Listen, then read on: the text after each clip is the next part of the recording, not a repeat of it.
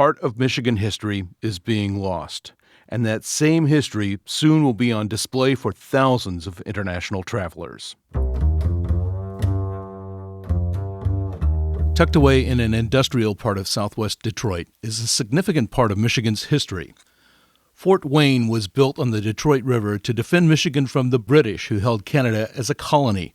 The fort was named after Revolutionary War General Mad Anthony Wayne. Americans had fought the British in the Revolutionary War and again during the War of 1812 when Detroit was taken by the British.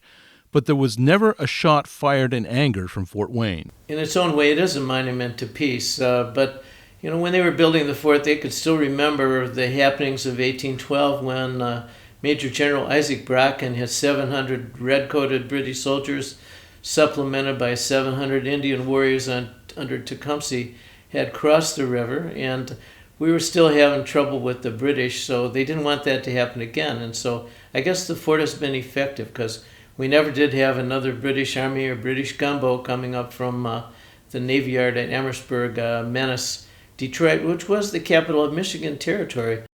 The fort is among a couple of dozen star-shaped forts in America, a popular design originating in the 17th century.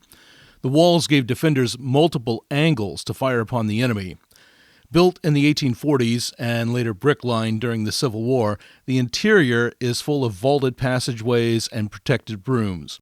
Within the walls of the fort, the Army Corps of Engineers constructed a building of limestone, barracks for the soldiers. The walls are as true and straight today as they were when it was built in the 1840s. The walled fortress and the barracks make up the original structures of Fort Wayne. As the U.S. found itself in peacetime and in different wars over time, the use of Fort Wayne changed. New buildings were constructed outside the walls, additional barracks, housing for officers, and many different military needs were met as the fort was required for other uses. During the Civil War, it was a training site. In World War I, the fort's proximity to Detroit made it important for airplanes and parts storage. An African-American construction battalion, which ultimately built Langley Airfield, was based there. During World War II, Fort Wayne's mission expanded dramatically. Trucks, jeeps, and spare parts made in Detroit went through Fort Wayne on the way to the troops. In the years after World War II, the military found fewer uses for Fort Wayne and finally gave the site to the city of Detroit. Detroit has had big plans for restoration of the fort as a historic site. Some buildings were repaired in the 1970s. Museums were open. But as Detroit declined, so did Fort Wayne.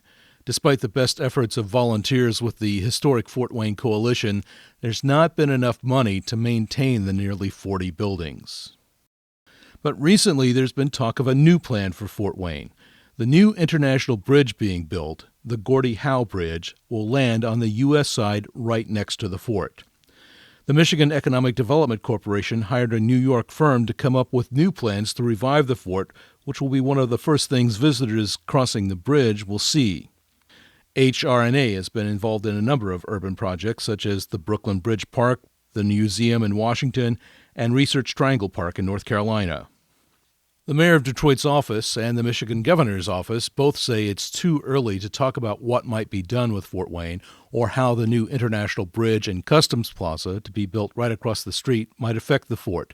But there is a spark of hope for its future. I would love to see the fort develop some kind of economic support that would help maintain it. And, I'm not sure what is possible to be renovated and restored, but hopefully some means will be found to support the fort and make it a more viable public historical resource.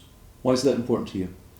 Well, so much of my life has been tied up with this place that I would love to see the place cared for and really treasured as a historical resource that I think it is.